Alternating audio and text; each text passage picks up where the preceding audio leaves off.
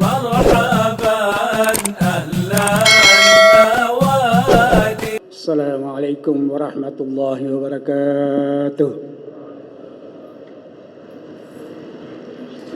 الله أكبر الله أكبر الله أكبر الله أكبر أشهد أن لا إله إلا الله أشهد أن لا إله إلا الله أشهد أن محمدا رسول الله أشهد أن محمدا رسول الله حي على الصلاة حي على الصلاة حي على الفلاح حي على الفلاح الله أكبر الله أكبر لا إله إلا الله.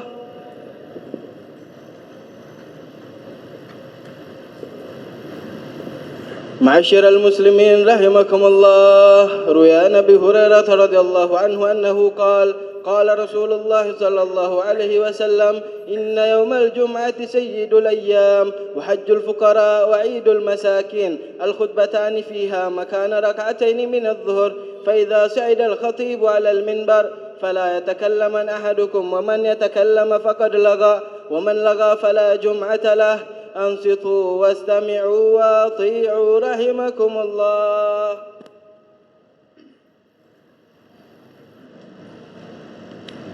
الحمد لله الحمد لله الذي هدانا سبل السلام وأفهمنا بشريعة النبي الكريم. أشهد أن لا إله إلا الله وحده لا شريك له، وأشهد أن سيدنا ونبينا محمدا عبده ورسوله. اللهم صل وسلم وبارك عليه وعلى آله. اللهم صل وسلم على سيدنا محمد وعلى آل سيدنا محمد. أما بعد، فيا عباد الله، أوصيكم وإياي بتقوى الله، فقد فاز المتقون. قال الله تعالى: أعوذ بالله من الشيطان الرجيم، بسم الله الرحمن الرحيم. يا أيها الذين آمنوا اتقوا الله حق تقاته ولا تموتن إلا وأنتم مسلمون. يا أيها الذين آمنوا اتقوا الله وقولوا قولا سديدا يصلح لكم أعمالكم ويغفر لكم ذنوبكم، ومن يطع الله ورسوله فقد فاز فوزا عظيما. صدق الله العظيم. Ma'asyiral muslimin, jamaah Jumat yang insyaallah dimuliakan oleh Allah Subhanahu wa taala. Jangan pernah berhenti kita naikkan puja dan syukur kita ke hadirat Allah Subhanahu wa taala. Karena Allah Subhanahu wa taala pun tidak pernah berhenti mencurahkan beragam nikmat kepada kita hamba yang dhaif ini. Salawat dan taslim kita haturkan kehadiran junjungan kita Nabi besar Muhammad sallallahu alaihi wasallam, para keluarga dan sahabatnya sekalian. Jemaah Jumat yang insyaallah dimuliakan oleh Allah Subhanahu wa taala. Allah Subhanahu wa taala berfirman dalam surat Al-Mulk, Bismillahirrahmanirrahim. Tabarakalladzi biyadihil mulku wa huwa ala kulli syai'in qadir. Maha suci Allah yang menguasai segala kerajaan. Wa huwa ala kulli syai'in qadir, dialah Allah yang maha berkuasa atas segala sesuatu. Alladzi khalaqal mauta wal hayata liyabluwakum ayyukum ahsanu amala wa huwal azizul ghafur. Dialah Allah yang menciptakan mati dan hidup, linabluwakum, untuk menguji kalian, siapa di antara kalian yang terbaik amalnya. Wa huwal azizul ghafur, dialah Allah maha perkasa dan maha pengampun. Kematian dan segala persoalan sesudah kematian, hidup di dunia dengan segala persoalan di dunia ini, kedua-duanya Allah jadikan sebagai ujian bagi kita. Tapi kehidupan di dunia dan segala persoalan dunia ini merupakan ujian yang terberat untuk kita hadapi. mau dan tidak mau. Karena bagaimanapun kondisi kita sesudah kematian kita, ketika kita sudah berada di alam barzah, ataupun sudah selanjutnya kita berada di alam akhirat, syaqiyun wa sa'idun, bahagiakah kita, sengsarakah kita di sana, tergantung dari bagaimana sikap dan karakter kita selama kita berada di dunia hari ini. Betapa banyak manusia yang salah memposisikan diri dalam kehidupan ini, dalam kehidupan dunia hari ini, sehingga mereka jatuh tersungkur, mereka terjelembab karena mereka terpesona dengan godaan dunia. Allah Subhanahu wa taala berfirman tentang dunia ini, kehidupan dunia, dalam surat Al-Imran ayat 185. Bismillahirrahmanirrahim. Kullu nafsin dha'iqatul maut wa innama tuwaffawna ujurakum yawmal qiyamah. Faman zuhziha 'anil nari wa udkhilal jannah faqad faz. Wa mal hayatud dunya illa mata'ul ghurur. Setiap makhluk yang bernyawa pasti akan menghadapi kematian. Dan Allah Subhanahu wa taala akan menyempurnakan balasan amal kita ini hanya di akhirat. Di dunia jangan pernah kita menuntut balasan atas amal yang kita kerjakan, karena Allah akan menyempurnakan semuanya itu di akhirat nanti.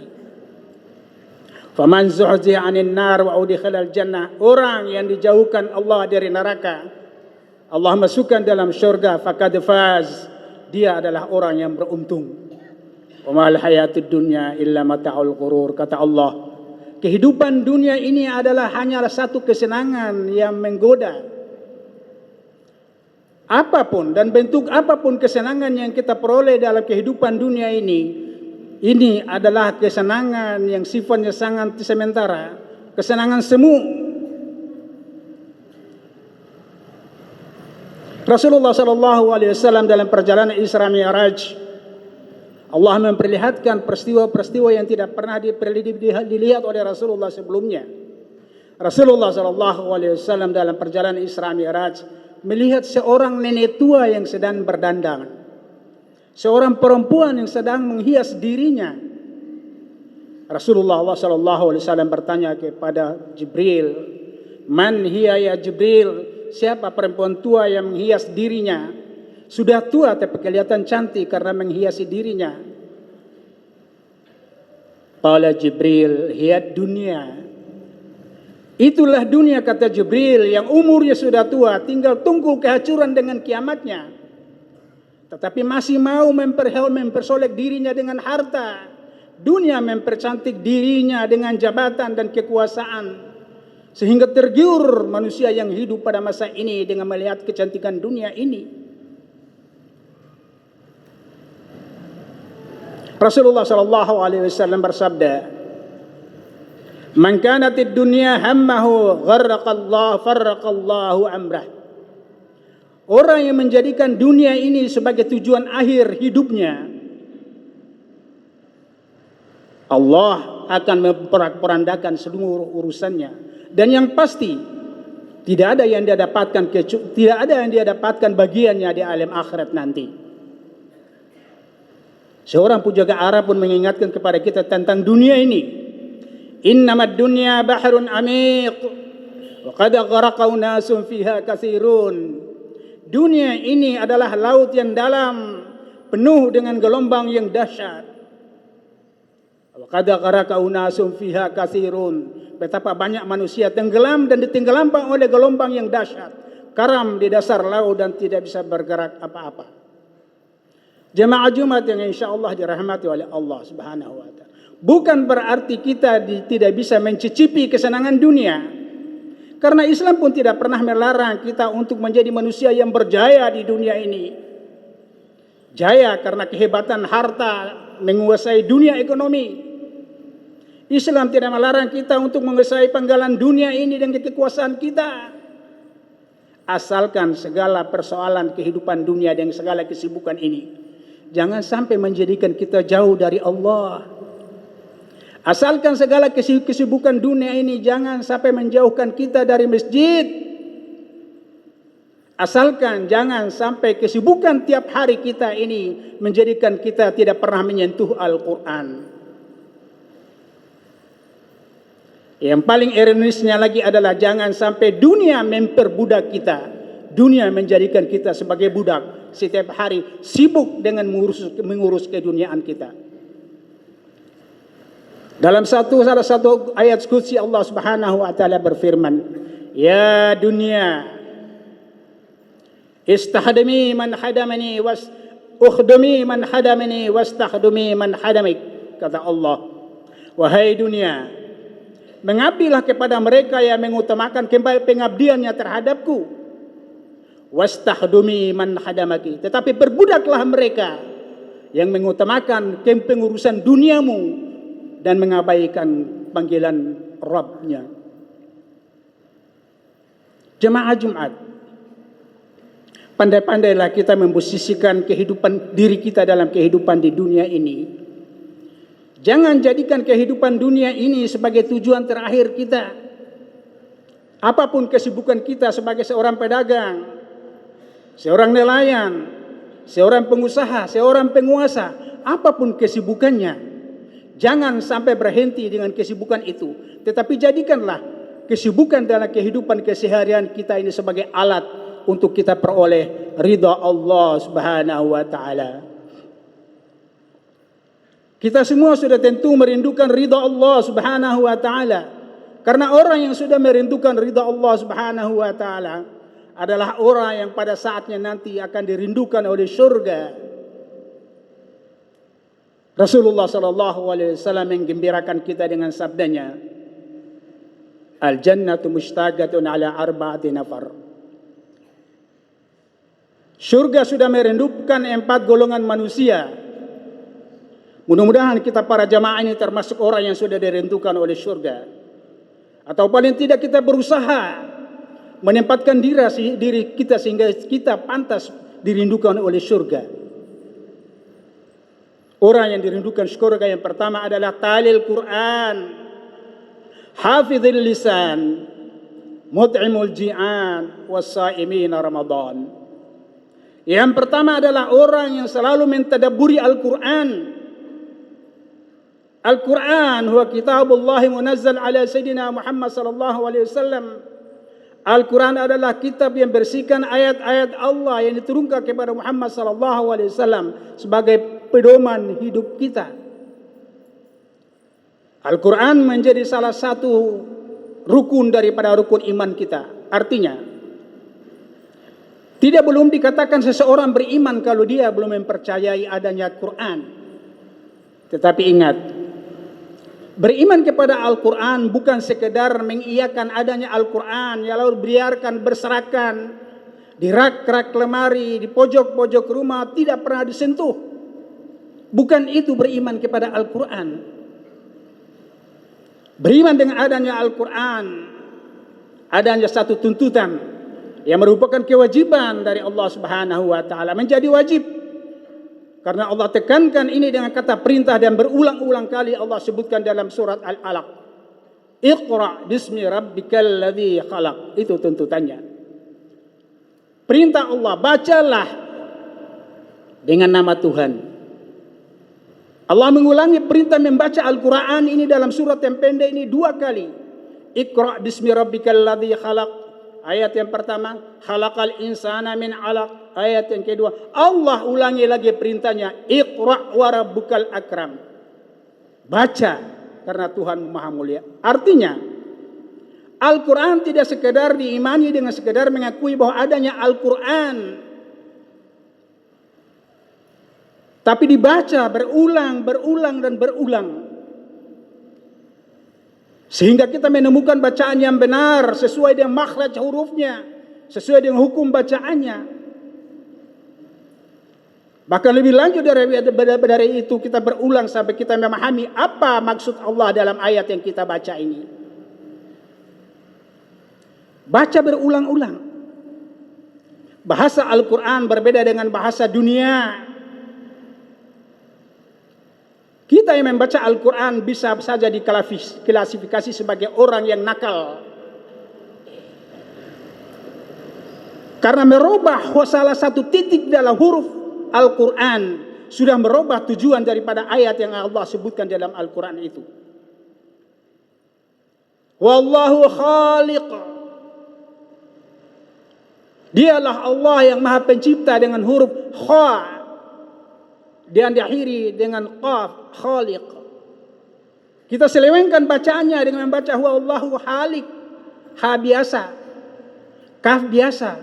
Sudah merubah arti daripada apa yang Allah sebutkan dalam Al-Quran. Dialah Allah yang maha perusak.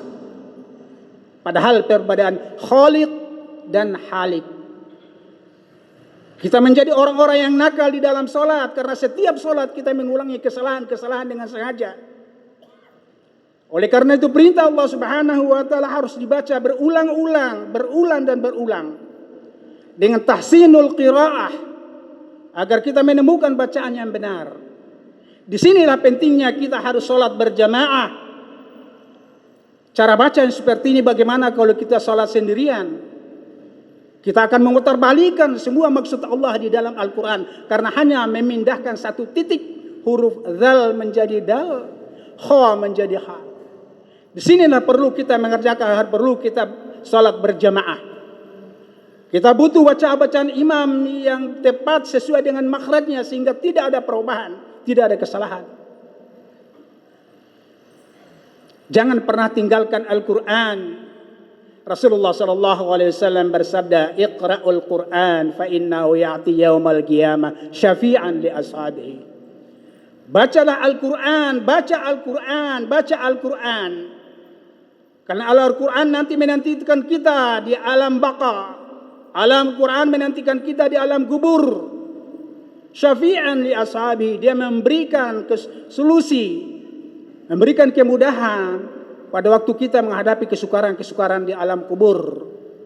Al-Quran datang menawarkan syafi'an, bantuannya kepada Allah. Minta bantuan kepada Allah agar Allah merekomendasikan untuk Al-Quran memberikan syafaat kepada orang yang membaca. Dalam perjalanan menuju Allah Subhanahu wa ta'ala. Tinggalkan Al-Quran. Bacalah Al-Quran sehingga kita pantas menjadi orang yang dirindukan oleh surga. Orang yang kedua yang dirindukan oleh surga adalah hafizil lisan. Orang yang memelihara lidah. Menjaga bicara bukan berarti diam. Tetapi setiap ungkapan yang keluar sebagusnya ungkapan yang bernilai ibadah. Menjaga lidah. Salah seorang saleh dari negeri Habsyah yang hidup pada masa Nabi Allah Daud alaihissalam. Dia bukan nabi, bukan rasul, tapi namanya diabadikan di dalam Al-Quran, yaitu Luqmanul Hakim. Satu ketika Luqmanul Hakim diuji oleh gurunya. Gurunya memerintahkan kepada Luqman agar menyembelih seekor kambing. Lalu coba ambilkan anggota organ yang paling baik dari kambing yang disembelih. Luqmanul Hakim lalu mengambil lidah dan serahkan kepada gurunya. Pada kali berikutnya diperintahkan lagi dengan perintah yang sama, sembelih seekor kambing. Tapi coba ambilkan organ yang paling buruk dari kambing yang disembelih. Luqman pun mengambil lidah yang disembelih. Timbul pertanyaan sang guru dan mintakan klarifikasi. Kenapa? Saya mintakan engkau untuk mengambil organ yang paling baik, engkau ambilkan lidah. Kemudian dimintakan untuk diambil organ yang paling buruk dari kambing, yang kau ambilkan lidah. Apa alasanmu? Ketika lidah mengungkapkan kebohongan, ketika lidah mengungkapkan sebuah kejujuran hatinya, as-sidq. Was-sidqu yahdi ilal birri wal birru yahdi ilal jannah. Ketika lidah mengungkapkan kebenaran dan kejujuran hatinya, kejujuran adalah satu kebajikan. Wal birru yahdi ilal jannah. Dan kejujuran inilah yang akan mengantarkan dia masuk dalam surga. Ketika lidah ini mengungkapkan sebuah kebohongan, al-kadhib wal kadhibu yahdi ilal fujur wal fujur yahdi ilal nar. Lidah ini ketika mengungkapkan satu kebohongan, itu adalah kejahatan, dan kejahatan inilah yang akan menyeret kita ke dalam neraka. Oleh karena itu, posisikanlah hidup kita ini benar-benar orang yang dirindukan oleh surga. Orang yang ketiga adalah mutmi'ul ji'an, suka memberi makan kepada orang-orang. Kita lihat contoh-contoh yang telah diberikan oleh guru-guru kita. Mereka menebarkan kebajikan-kebajikan melalui sebungkus nasi, sekotak nasi, sepiring nasi. Karena mereka tahu sebungkus nasi yang diberikan kepada seseorang ahli ibadah, ahli sholat, ini merupakan amal jariah yang pahalanya tidak pernah berhenti mengalir. Coba kita bayangkan, uang 10.000 yang kita bisa dibelikan nasi bungkus yang ukuran kecil atau satu piring kecil nasi, kita berikan kepada orang yang baik, ahli ibadah, ahli sholat. Nasi dimakan, masuk dalam perut, dicerna, kemudian tumbuhlah daging, mengalir darah, menambahkan semangat untuk dia beribadah, sholat. Selama dia mempertahankan kesalehannya selama hidupnya, Allah alirkan pahalanya sesuai dengan ibadah yang dia kerjakan. Tetapi Allah alirkan juga pahala yang sama kepada orang yang memberikan tadi, walaupun yang memberikan sudah berada di alam ghaib, walaupun sudah meninggal, Allah tetap alirkan pahalanya. Ini adalah amal jariah yang sangat diremehkan oleh kita pada hari ini. Apalagi yang kita berikan ini adalah orang yang betul-betul membutuhkan makan. Mereka tidak bisa melaksanakan sholat, terganggu karena masalah perutnya.